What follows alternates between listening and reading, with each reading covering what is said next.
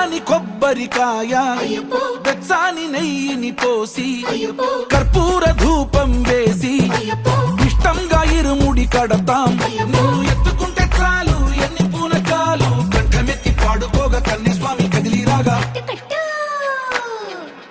ఇరుముడి కట్టు కట్టు కట్టు కట్టు కట్టు ఇరుముడి కట్టు ఎక్కు ఎక్కు ఎక్కు ఎక్కు సారి మల్ల ఎక్కు.